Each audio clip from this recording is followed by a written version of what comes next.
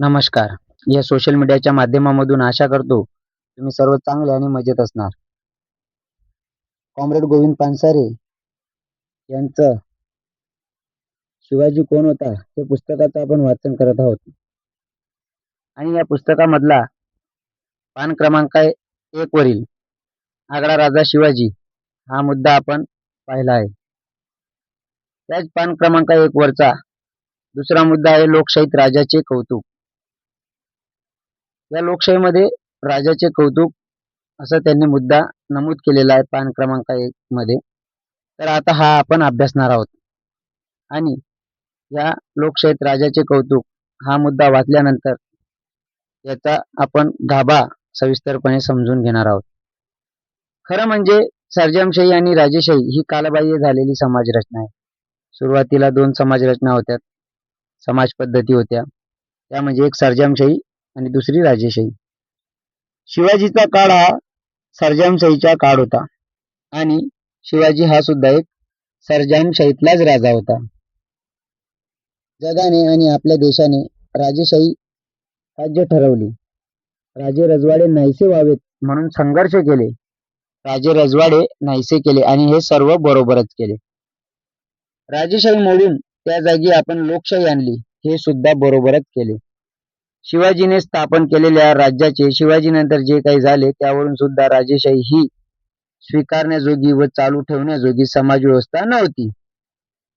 हेच सिद्ध होते प्रगत अशा ब्रिटिश भांडवलशाही साम्राज्यशाही समोर भारतातील सर्जनशाही टिकाव धरू शकली नाही.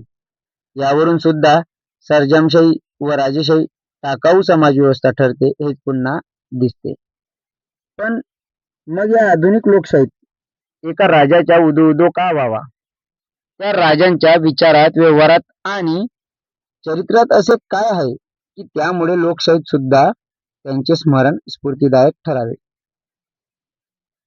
तसे राजे खूप होऊन गेले, पण सर्व राजांची काही अशी आठवण केली जात नाही.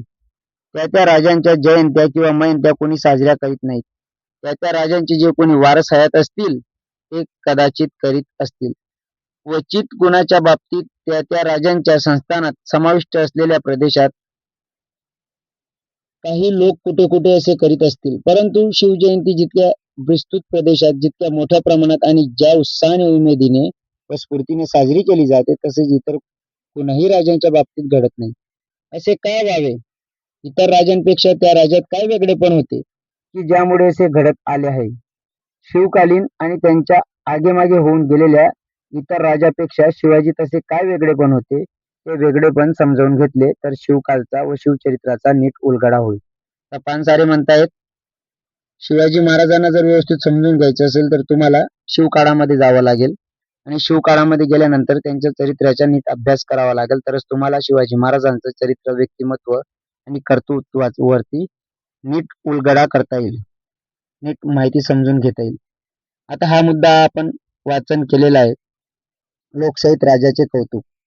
आता याच्यामध्ये सुरुवातीलाच त्यांनी 2 प्रश्न विचारलेले आहेत. 2 म्हणजे राजेशाही मोडून त्या जागी आपण लोकशाही आणली, हे सुद्धा बरोबरच केले. आणि दुसरा, राजे रजवाडे नाहीसे केले आणि हे सर्व बरोबरच केले. म्हणजे पहिला प्रश्न आहे राजे रजवाडे नाहीसे केले, ते बरोबरच केले. आणि त्यानंतर राजे रजवाडे नाहीसे होऊन राजेशाही नाहीसे करून आपण लोकशाही आणली, हे सुद्धा बरोबर केले. हे 2 प्रश्न सविस्तरपणे आपण समजून घेऊ.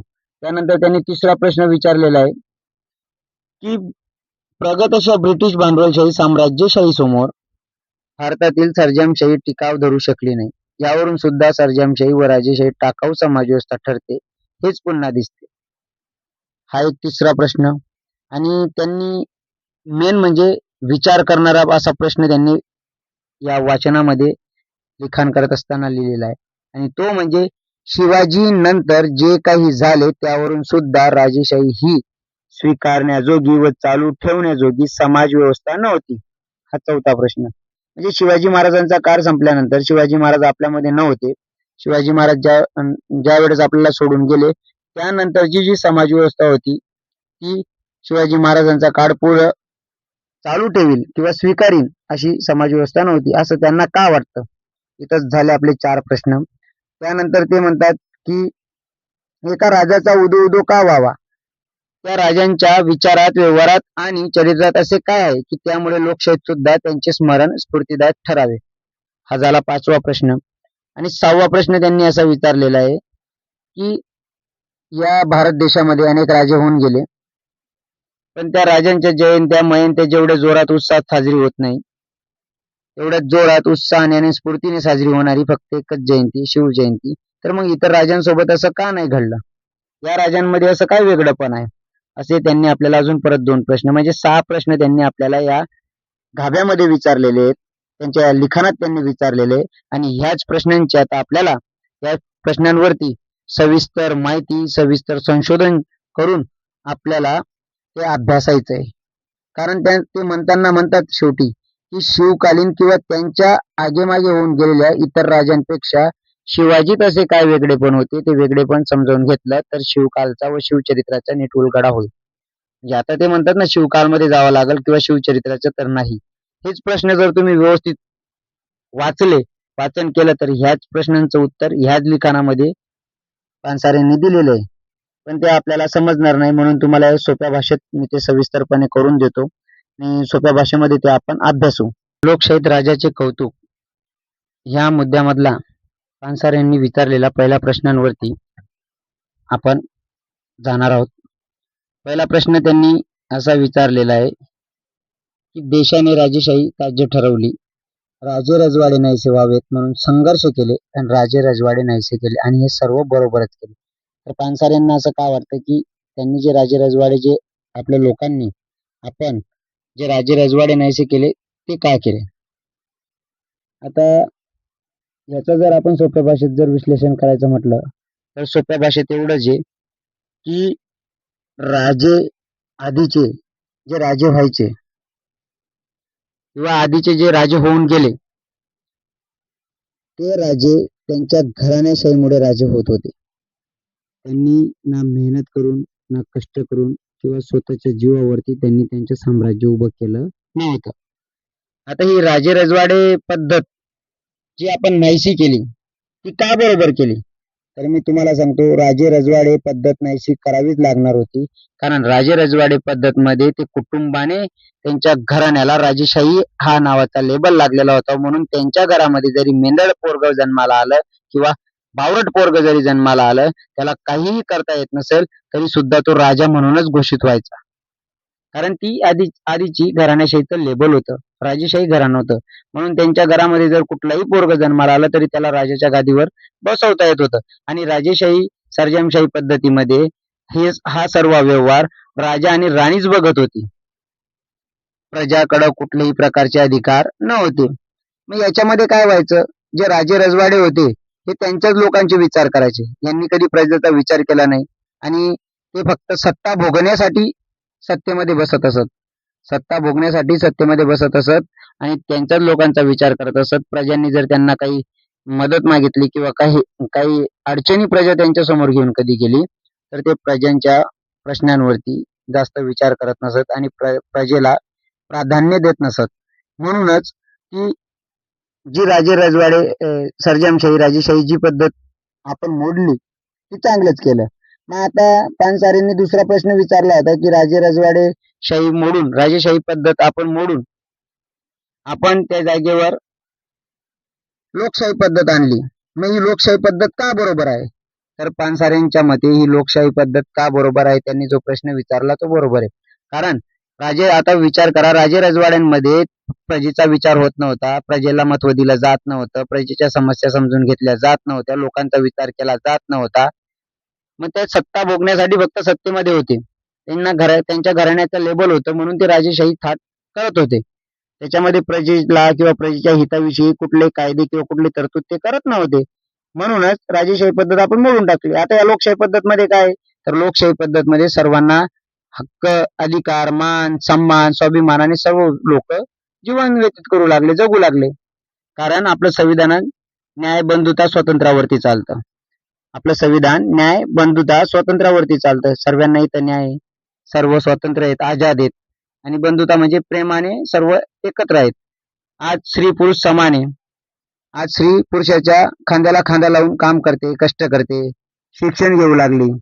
त्यावेळेस राजेशाही पद्धत मध्ये फक्त आणि फक्त शोषण व्हायचं. कामगारांचं, शेतकऱ्यांचं, स्त्रियांचं, मजदूर लोकांचं. हे त्यावेळेस फक्त शोषण केलं जात होतं राजेशाही पद्धत मध्ये. म्हणूनच पानसरेंना वाटतं की राजेशाही पद्धत आपण जी मोडली ते चांगलंच केलं आणि त्याच जागेवरती आपण जी लोकशाही पद्धत आणली ही अतिउत्तम पद्धत आहे की याच्यामध्ये सर्वांना न्याय, बंधुता, समानता सर्वांना मिळते. सर्व मान सन्मानाने स्वाभिमानाने जगू लागले. म्हणून पानसरेंच्या नजरेमध्ये आपण जी लोकशाही पद्धत स्वीकारलेली ती चांगली स्वीकारलेली. त्यानंतर ते म्हणतात शिवाजीने स्थापन केलेल्या राज्याचे शिवाजी नंतरचे जे काही झाले त्यावरून सुद्धा राजेशाही स्वीकारण्याजोगी व चालू ठेवण्याजोगी समाजव्यवस्था नव्हती. हेच सिद्ध होते की प्रगत अशा ब्रिटिश भांडवलशाही साम्राज्यशाही समोर भारतातील सर्जामशाही टिकाव धरू शकली नाही. यावरून सुद्धा सर्जामशाही व राजेशाही टाकाऊ समाजव्यवस्था ठरते हेच पुन्हा दिसते. आता त्यांनी आधी इथं प्रश्न विचारलेला आहे की शिवाजी नंतर, शिवाजीने स्थापन केलेल्या राज्याचे शिवाजी नंतर म्हणजे शिवाजी महाराजांनी जे स्थापन केलेले राज्य होतं. मग शिवाजी महाराजांनी कुठलं राज्य स्थापन केलं होतं ते स्वराज्य होतं. आणि हे स्वराज्य कसं होतं तर स्वतःच्या जीवावर, स्वतःच्या हिमतीवर आणि स्वतःच्या मेहनतीवरती स्वराज्य स्थापन झालेलं होतं. मग ते विचारताना प्रश्न काय विचारतात की शिवाजी नंतर जे काही झाले त्यावरून सुद्धा राजेशाही स्वीकारण्याजोगी व चालू ठेवण्याजोगी समाजव्यवस्था नव्हती. का नव्हती? का त्यांना असं वाटतं की शिवाजी महाराज नंतर, आता तर आपण तर म्हणतो की शिवाजी महाराजांचा काळ लय भारी होता, शिवाजी महाराजांच्या काळामध्ये सर्व जाती धर्माला थारा नव्हती, शिवाजी महाराज सर्व 18 पगड जातीला सोबत घेऊन चालणारे राजे होते, हे तर आपण म्हणतो. पण पानसरे काय म्हणतात की शिवाजी नंतर तशी समाज व्यवस्था नव्हती की ती शिवाजी महाराजांचं स्वराज्य पुढे चालून ठेवते. तर त्यांना असं का वाटतं यावर आता आपण लक्ष देऊन, तुम्ही लक्ष देऊन ऐका म्हणजे जेणेकरून तुम्हाला लक्षात येईल की शिवाजी महाराज कसे होते आणि शिवाजी महाराजांच्या काळानंतर का त्यांना असं वाटू लागलं की ते ब्रिटिश भांडवलशाही आणि साम्राज्यशाहीच्या समोर शिवाजी महाराजांचं स्वराज्य का टिकू नाही शकलं. तर चला सुरुवात करू. शिवाजी महाराजांनी ज्यावेळेस स्वराज्य निर्माण केलं त्यावेळेस शिवाजी महाराजांनी स्वतःच्या जीवावर, स्वतःच्या मेहनतीवरती ते स्वराज्य निर्माण केलं. स्वराज्य निर्माण केल्यानंतर शिवाजी महाराजांनी सत्ता भोगण्यासाठी नाही तर प्रजेच्या हितासाठी ते स्वराज्य निर्माण केलेलं होतं. आता इतर राजे काय करत होते, जे आपण राजे रजवाडे नाहीसे केले ते, इतर राजे फक्त सत्तेचा भोग घेण्यासाठी सत्तेमध्ये बसत असत. पण शिवाजी महाराजांनी सत्ताचा हा उपयोग ज्या लोकांचे शोषण होते त्या लोकांसाठी करून घेतला. का उपयोग करून घेतला की त्यांच्याजवळ अधिकार होते म्हणूनच त्या अधिकारामुळे त्या लोकांना ज्यांचं शोषण होत होतं, शोषण केलं जात होतं, त्या लोकांचं शोषण त्यांनी थांबवलं आणि त्यांच्या स्वराज्यामध्ये त्यांनी न्याय, बंधुता, स्वतंत्रता ही लोकशाही तत्व जे आज आपण स्वीकारतोय ना, ते लोकशाही तत्व त्यांनी त्यांच्या स्वराज्यामध्ये निर्माण केलेले होते. आणि ही स्वराज्यामध्ये निर्माण केल्यामुळे ज्यावेळेस शिवाजी महाराजांचा आपण काळ बघतो त्यावेळेस शिवाजी महाराजांचा काळ हा प्रगत काळ होता. का प्रगत होता तर तिथं स्त्री पुरुष समान होते, कुठल्याही जाती धर्माला थारा नव्हती, 18 पगड जातीचे लोक सोबतीला घेऊन ते चालत होते. तिथं शेतकऱ्यांचा विचार केला जात होता. शेतकऱ्यांना कर जास्त नको व्हायला म्हणून शेतकऱ्यांचा कर विषयी जर धोरण ते तयार करत असेल तर तिथं आधी शेतकऱ्यांचा, गोरगरीब जनतेचा आणि मजूर, कामगार, कष्टदार लोकांचा विचार केला जात होता. आधीचे राजे करायचे का नाही करायचे, कारण त्यांनी विचारच नाही केला, त्यांना फक्त सत्ता भोगायची होती. प्रजा कुठून आणते, काय आणते, चोरी करून आणेल का काय करून आणेल त्यांना काहीच घेणं देणं नव्हतं. मग शिवाजी महाराजांचा जसं हवं होतं स्वराज्यामध्ये, जसं अपेक्षित होतं शिवाजी महाराजांना की तसं माझं स्वराज्य निर्माण व्हायला पाहिजे, पण ते शिवाजी महाराजांच्या नंतर तसं घडलं नाही. तर पानसऱ्यांना काय वाटतं की तशी समाज व्यवस्था का घडली नाही, तर चला आता त्याच्यावर लक्ष देऊ. कारण जे धोरण शिवाजी महाराजांनी वापरलेलं होतं, न्याय, बंधुता, स्वतंत्रता, जे आज आपण लोकशाहीमध्ये जगतोय, ते धोरण शिवाजी महाराजांच्या नंतर शिवाजी महाराजांच्या लोकांनी ते धोरण स्वीकारलं नाही. ते धोरणाला त्यांनी दूर लोटलं. मग कुठलं धोरण त्यांनी स्वीकारलं शिवाजी महाराजांच्या लोकांनी, तर शिवाजी महाराजांच्या लोकांनी ते धोरण स्वीकारलं सर्जामशाही राजेशाही पद्धत होती. तर राजेशाही आणि सर्जामशाही पद्धत मध्ये इमानदार, इनामदार, जमीनदार आणि वतनदार अशा पद्धती होत्या. मग शिवाजी महाराज गेल्यानंतर यांनी काय केलं, शिवाजी महाराजांच्या लोकांनी जमीनदार, वतनदार आणि इनामदार अशा पद्धत करून टाकल्या. आणि या पद्धत केल्यानंतर म्हणजेच वतनदार हा जमीनदारांचं शोषण करील, जमीनदार हा इनामदारांचे शोषण करेल आणि इनामदार हा शेतकऱ्यांचं, कामगारांचं, कष्टकऱ्यांचं शोषण करीन. म्हणजे एकमेकांवर अवलंबून होणारी ते स्वराज्य होऊन गेलं. म्हणजे तिथलं प्रजेचं परत शोषण, जे शोषणापासून शिवाजी महाराजांनी प्रजेला वाचवलं. ज्या शिवाजी महाराजांनी सांगितलं की आपल्या स्वराज्यामध्ये कुणाचेही शोषण केलं जाणार नाही, स्त्री पुरुष समान असतील. ज्या शिवाजी महाराजांच्या काळामध्ये कुठलीही नर्तकी त्यांच्या दरबारामध्ये कुठलीही महिला त्यांनी नाचवली नाही. त्या शिवाजी महाराजांच्या काळामध्ये त्यांनी प्रत्येक स्त्रीला मान सन्मान दिला, आई समान समजलं. त्या शिवाजी महाराजांच्या स्वराज्यामध्ये सर्व जाती धर्माचे लोकांना त्यांनी एकत्र करून त्यांच्या कौशल्यावरती त्यांनी आपल्या सैन्यामध्ये त्यांना सामील केलं. असं शिवाजी महाराजांचं स्वराज्य होतं. पण शिवाजी महाराज गेल्यानंतर ते उलट झालं. उलट झाल्यानंतर ते कुठे गेलं? जमीनदार, वतनदार, इनामदार या लोकांकडे गेलं. आणि जे लोकांचं शोषण शिवाजी महाराजांच्या काळामध्ये होत नव्हतं, तेच लोकांचं शोषण हे लोक करू लागले शिवाजी महाराजांच्या नंतर. आणि यांनी शोषण करणं थांबवलं नाही. म्हणूनच पानसारेच्या नजरेमध्ये ज्या वेळेस ब्रिटिश भांडवलशाही आणि साम्राज्यशाही समोर आली, त्यावेळेस शिवाजी महाराजांचं जी राजेशाही पद्धत होती ती स्वीकारण्याजोगी किंवा चालू ठेवण्याजोगी समाजव्यवस्था नव्हती. कारण का? कारण आता ही जमीनदार, इनामदार, वतनदार ही जी पद्धत होती ही जुनी पद्धत होती, हे शोषण करणारी पद्धत होती. मग त्याच्यामध्ये नवीन संकल्पना घेऊन कोण उतरलं मार्केटमध्ये? बाजारात कोण आलं? तर ब्रिटिश आले. हे प्रगत ब्रिटिश होते. यांनी नवीन संकल्पना आणली. नवीन म्हणजे यांनी नोकऱ्या आणल्या, व्यवसाय आणले, उद्योग आणले, रेल्वेमध्ये नोकरी, लिखाण कामासाठी नोकरी, इतर ठिकाणी त्यांनी नोकऱ्या आणल्या. त्यामुळे लोकांना ती प्रगत वाटू लागली. आणि शिवाजी महाराजांची जी व्यवस्था होती, शिवाजी महाराजांचा जो काळ होता आणि शिवाजी महाराजांचा जो काळ संपल्यानंतर जी यांनी शिवाजी महाराजांच्या लोकांनी जी व्यवस्था सुरू केलेली होती, ती व्यवस्था ब्रिटिश लोकांच्या समोर मागासलेली वाटू लागली. म्हणजे ती मागासलेली व्यवस्था आहे की हे फक्त शेतकऱ्यांचं, लोकांचे शोषण करते. आणि हे परिवर्तनाची गरज लोकांमध्ये आली होती. कारण शिवाजी महाराजांनी लोकांना सवय दिली होती.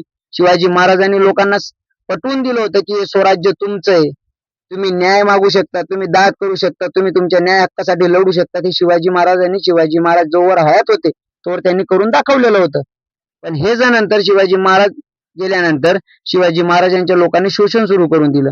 म्हणूनच लोकांना परिवर्तनाची गरज होती आणि ते मागासलेली समाजव्यवस्था शिवाजी महाराजांनंतर लोकांना वाटू लागली. म्हणून लोकांनी ब्रिटिश भांडवलशाही पद्धत, साम्राज्यशाही स्वीकारली. आणि त्या पद्धत स्वीकारल्यानंतर त्याच्यामध्ये लोकांना उद्योग, व्यवसाय हे वाटण करून दिलं. त्यांनी विभागणी करून दिली. व्यवसाय करणारा व्यावसायिक राहील, नोकरी करणारा नोकरदार राहील, त्यानंतर शेतकरी असेल तो शेतकरी मध्ये येईल, मजदूर असतील तर ते मजदूर मध्ये येतील, असं वर्गणी करून दिली त्यांनी. आणि त्याचमुळे ती भांडवलशाही आणि ब्रिटिश भांडवलशाही आणि साम्राज्यशाही ही शिवाजी महाराजांचं म्हणतात ना ते की ब्रिटिश भांडवलशाही आणि साम्राज्यशाही समोर भारतातील सर्जामशाही टिकाव धरू शकली नाही. आणि सर्जामशाही व राजेशाही टाकाऊ समाजव्यवस्था ठरते. कारण इथं परिवर्तन झालं. म्हणूनच शिवाजी महाराजांच्या नंतर तशी समाजव्यवस्था निर्माण झाली नाही. म्हणूनच ती पद्धत टाकाऊ वाटते असं पानसारेंना वाटतं. पण त्यांनी लगेच एक प्रश्न केला, पण मग या आधुनिक लोकशाहीत एका राजाचा उदो का व्हावा? त्या राजांच्या विचारात, व्यवहारात आणि चरित्रात असे काय आहे की त्यामुळे लोकशाहीत सुद्धा त्यांचे स्मरण स्फूर्तिदायक ठरते? त्यांनी लगेच परत प्रश्न विचारला. आधी त्यांनी शिवाजी महाराजांचं निधन झाल्यानंतर का त्यांनी समाजव्यवस्था का पुढे चालली नाही, काय कारणास्तव होते, ते कारण इथं त्यांनी पटवून दिलेले आहेत. आणि ते कारण देखील आपण पाहिलेले आहेत. आताही त्यांनी इथं प्रश्न विचारला की शिवाजी महाराजांमध्ये असं शिवाजी महाराजांचं व्यक्तिमत्व काय होतं की ते आज आधुनिक भारतामध्ये देखील त्यांचा जय जयकार होतो, जय घोष होतो, आणि त्यांची जयंती एवढ्या थाटामाटात उत्साहात साजरी केली जाते. आता त्यांनी हा प्रश्न विचारलेला आहे. तर जर आपण हे जर बघायचं म्हटलं की शिवाजी महाराजांचा का आधुनिक लोकशाहीमध्ये उदो होतो, तर सोपी व्याख्या आहे, सोपं आहे, समजून घ्या. कारण शिवाजी महाराजांचं ज्या वेळेस स्वराज्य होतं त्यावेळेस मी बोलताना बोललो की शिवाजी महाराजांचं स्वराज्य हे प्रगत स्वराज्य वाटू लागलेलं होतं. कारण शिवाजी महाराजांनी न्याय, बंधुता या आधारावरती, जसं आपण आज आपल्याला लोकशाही, न्याय, बंधुता, स्वतंत्रता देते, तसं शिवाजी महाराजांनी त्यावेळेस दिलेलं होतं. म्हणून त्यावेळेस प्रगत होतं. शिवाजी महाराजांच्या नंतर यांनी हे केला, जमीनदार, वतनदार, इनामदार हा पद्धत आणली, त्यामुळे ती मागासलेली वाटली. पण शिवाजी महाराज आणि इतर राजांमध्ये का असं वेगळं पण होतं, काय असं महत्वाचं होतं? म्हणून त्यांनी विचारताना विचारलं, राजांच्या विचारात, व्यवहारात आणि चरित्रात असे काय आहे की त्यामुळे लोकशाहीत सुद्धा त्यांचे स्मरण होते? तर आता राजांच्या विचारात जर पाहिलं तर राजा हे स्वराज्य निर्माते होते. त्यांनी त्यांच्या जीवावरती, मेहनतीवर, स्वतःच्या जीवावर मेहनतीवर ते राज्य निर्माण केलं होतं. आणि राज्य निर्माण केल्यानंतर त्यांची दूरदृष्टी जर पाहिली तर त्यांच्या दूरदृष्टीमध्ये आज जी आपण लोकशाही जी भोगतोय ती लोकशाही त्यांनी त्यांच्या काळामध्ये लोकांना त्यांच्या स्वराज्यामध्ये निर्माण करून दिलेली होती. हा त्यांच्या दूरदृष्टी होती आणि त्यांचे लोक कल्याणकारी विचार होते. त्यांचे विचार कसे होते तर लोक कल्याणकारी जनकल्याणकारी विचार होते. म्हणून त्यांनी कुणाच्याही त्यांच्या काळामध्ये शोषण केलं नाही. त्यांचे व्यवहार आता त्यांचे व्यवहार जर बघायचं म्हटलं तर त्यांचे व्यवहार कसे होते तर लय स्ट्रिक्टली व्यवहार होते. कसे की जर त्यांच्या सैन्यामधलंच उदाहरण घेऊ आपण शिवाजी महाराजांचं. त्यांच्या व्यवहाराच्या आपल्याला एक छोटीशी झलक होते.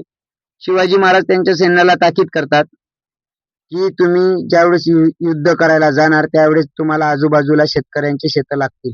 पण तुम्ही कुठल्याही शेतकऱ्याच्या भाजीपाल्याच्या देठाला सुद्धा हात लावायचा नाही आणि जर लावला तर तुमच्यावर कारवाई करण्यात येईल, दंड करण्यात येतील अशी त्यांनी ताकीद दिली. जर तुम्हाला काही घेवासं वाटलं तर तुम्ही रोख रक्कम द्या आणि त्या शेतकऱ्याकडून तुम्ही माल वसूल करा. आणि दुसरी मेन गोष्ट ज्यावेळेस तुम्ही युद्धासाठी जाणार त्यावेळेस शेतकऱ्याचं शेतातलं नुकसान होईल असं तुम्ही वर्तणूक करायची नाही. याची ताकीद होती. हा त्यांचा व्यवहार. आणि जर त्यांचे चरित्र बघायचं म्हटलं तर इतर राजांपेक्षा त्यांचे चरित्र मी बोलताना आधीच बोललो. इतर राजे सत्ता भोगण्यासाठी यायचे पण शिवाजी महाराजांनी प्रजेसाठी सत्ता भोगली. प्रजेसाठी ते सत्तेमध्ये आले. का आले? कारण त्यांच्याकडून प्रजेचं दुःख पाहिलं जात नव्हतं.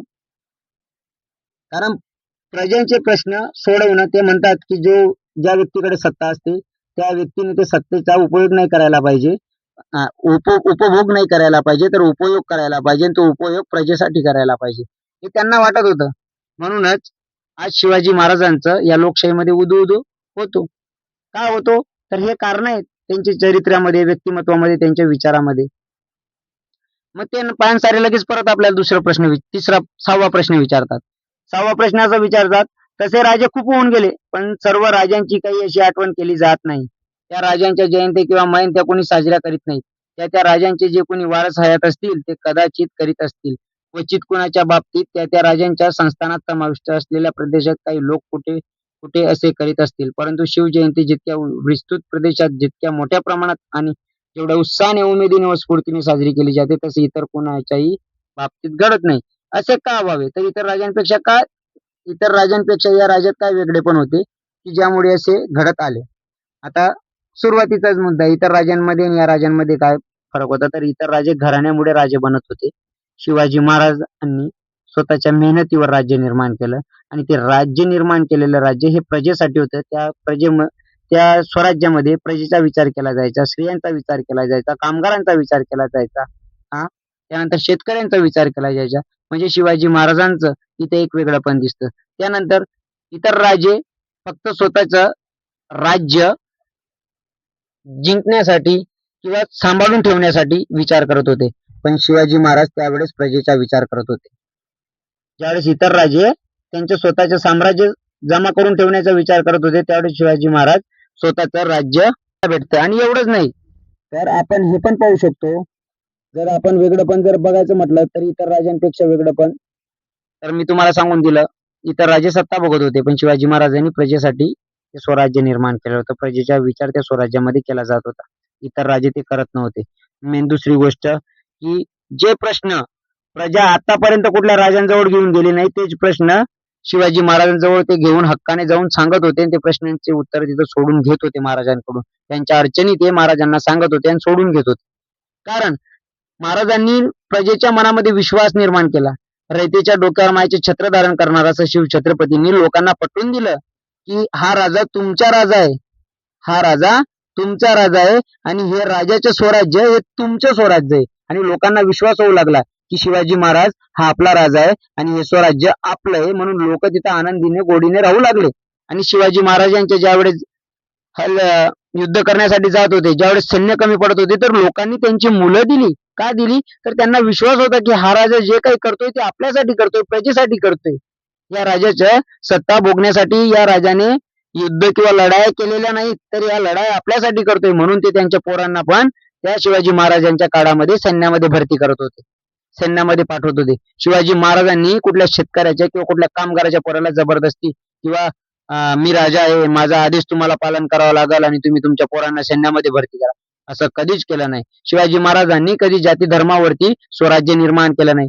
शिवाजी महाराजांनी कधी स्त्री पुरुष भेदभाव केला नाही. शिवाजी महाराजांनी कधी 18 पगड जातीच्या लोकांना ज्या वेळेस त्यांनी काम दिलं किंवा ज्या लोकांना ते सोबत घेऊन चालले त्या लोकांचं त्यांनी कौशल्यावरती, त्यांच्यामध्ये कुठली कला आहे, कुठलं त्यांच्याजवळ कौशल्य आहे, त्या कुठल्या कौशल्याने पूर्ण परिपूर्ण आहेत, तशा कौशल्याच्या आधारावरती त्यांनी त्यांच्या सैन्यामध्ये त्यांना भरलं, त्यांच्या सैन्यामध्ये त्यांना सामील करून घेतलं. पण शिवाजी महाराजांनी कधी जातीभेद केला नाही. शिवाजी महाराजांच्या काळामध्ये जाऊन बघा, शिवाजी महाराजांच्या स्वराज्याचा विचार ज्या वेळेस तुम्ही करणार, हा इतिहास बाकीच्या पुस्तकांमध्ये इतिहास लपवण्यात आलेला आहे. शिवाजी महाराजांना फक्त हिंदूंचा राजा म्हणून घोषित करून देण्यात आलेला आहे. गो ब्राह्मण प्रतिपालक, पण गो ब्राह्मण प्रतिपालक शिवाजी महाराज नव्हते, तर शिवाजी महाराज लोककल्याणकारी जनकल्याणकारी राजा होते. सर्वांचा विचार त्या महाराजांनी केलेला आहे आणि हेच वेगळे पण शिवाजी महाराजांचं होतं. आणि शिवाजी महाराजांच्या जयंत्या आज एवढ्या उत्साहाने एवढ्या थाटाने का साजरी होत्या, तर शिवाजी महाराजांनी जनतेला पटवून दिलेलं होतं. शिवाजी महाराजांनी प्रजेचा विश्वास जिंकला होता आणि शिवाजी महाराजांना सर्व प्रजा आपले म्हणून म्हणत होती की आमचा राजा, सर्व माझेच म्हणू लागले शिवाजी महाराजांना. असं कोणीच म्हणत नव्हतं की हा राजा आमचा नाही, सर्वच म्हणू लागले की हे आमचं स्वराज्य, हा आमचा राजा. आणि म्हणूनच आज शिवजयंती जरी आली तरी आज सर्व म्हणतात की आमच्या राजाची जयंती येते. हे शिवाजी महाराजांचं वेगळेपण आपल्याला बघायला भेटतं इतर राजांपेक्षा. तर मी आशा करतो तुम्हाला हे तर समजलं असेल की शिवाजी महाराजांमध्ये आणि इतर राजांमध्ये काय वेगळेपण होतं. सत्ता भोगण्यापासून तर सत्ता निर्माण करण्यापर्यंत जे धैर्य होतं शिवाजी महाराजांमध्ये, जे त्यांचं कर्तृत्व होतं, त्या कर्तृत्वाच्या जोरावरती त्यांनी अशी प्रजा निर्माण केलेली होती, असं स्वराज्य निर्माण केलं होतं की त्या स्वराज्यामध्ये सर्व प्रजा आनंदाने राहत होती आणि सर्वच प्रजा त्या महाराजांना आपला राजा म्हणून म्हणत होती आणि ते स्वराज्य आपलं स्वराज्य आहे असं म्हणून समजून ती त्या स्वराज्यासाठी लढत होती, जे इतर राजांमध्ये नव्हतं. इतर राजे फक्त स्वतःसाठी लढत होते, स्वतःचा विचार करत होते, तिथं प्रजेचा विचार केला जात नव्हता. हेच वेगळंपण आपल्याला दिसतं. म्हणूनच आज भारत देशातील आधुनिक लोकशाहीमध्ये शिवाजी महाराजांचा जयघोष आणि शिवाजी महाराजांची जयंती एवढ्या थाटामाटात केली जाते, एवढ्या स्फूर्तीने एवढ्या उत्साहाने केली जाते. म्हणूनच ते इतर राजांसोबत घडत नाही. फक्त शिवाजी महाराज असे राजे एकमेव राजे आहेत की त्या राजांनी स्वतःचा विचार न करता प्रजेचा विचार केलेला आहे. मी आशा करतो की तुम्हाला हा सर्व मुद्दा समजला असेल. आणि मग ते शेवटी खाली म्हणतात पानसारे, जर तुम्हाला हे वाचन करत असताना जर नाही समजलं, आता ते म्हणतात ना, इतर राजांपेक्षा या राज्यात काय वेगळेपण होते की ज्यामुळे असे घडत आले आहे. शिवकालीन किंवा त्यांच्या आगेमागे होऊन गेलेल्या इतर राजांपेक्षा शिवाजीत असे काय वेगळेपण होते. हे वेगळेपण समजावून घेतलं तर शिवकालचा व शिवचरित्राचा नीट उलगडा होईल. म्हणताना काय म्हणतात, हे वेगळेपण समजून घ्या. समजून घेतल्यानंतर तुम्हाला पूर्ण शिवाजी महाराजांचे चरित्र, विचार, हे सर्व दूरदृष्टी हे समजून जाईल. आणि जर नाही समजलं वाचताना तर तुम्हाला शिवकाळमध्ये जावं लागेल, म्हणजे शिवाजी महाराजांच्या काळामध्ये जावं लागेल आणि महाराजांच्या काळामध्ये जाऊन तुम्हाला परत शिव चरित्राचा अभ्यास करावा लागेल. मी आशा करतो हा मुद्दा तुम्हाला समजला असेल आणि आपल्याला शिवकाळचा इतिहास जरी मागे जाऊन जरी आपण पाहिला नाही तरी मी शिवाजी महाराजांचं चरित्र कसं होतं याच्यावरती भर टाकण्याचा प्रयत्न केला आणि मला जसं सोपं करता आलं तसं सोपं करून मी मांडण्याचा देखील प्रयत्न केला. जर कुठं माझं काही चुकत असेल तर मला तुम्ही सांगत जा, कमेंट करून तुम्ही मला तुमच्या प्रतिक्रिया द्या की हा इथं चुकतंय, म्हणजे जेणेकरून मी त्या चुका सुधारीन. आणि एवढंच नाही, जर तुम्हाला मुद्दा आवडत असेल, विषय आवडत असेल आणि मी माझं सादरीकरण जर आवडत असेल किंवा सोप्या भाषेमध्ये जी मांडणी करतो ते जर आवडत असेल तर तुमचा एक लाईक आणि तुमचा कमेंट मला द्या, जेणेकरून मला ती प्रेरणा मिळते. आतापर्यंत एवढे सबस्क्रायबर्स, एवढे व्ह्यूज हे तुमच्या विश्वासाने आणि प्रेमामुळेच माझा इथपर्यंतचा युट्यूबचा प्रवास झालेला आहे आणि इथून पण आपल्याला सोबतच प्रवास करायचा आहे. म्हणून जर माझं कुठं चुकत असेल किंवा योग्य असेल तर ते मला तुमच्या कमेंट आणि प्रतिक्रिया देऊन कळवा. मग आता इथंच थांबू.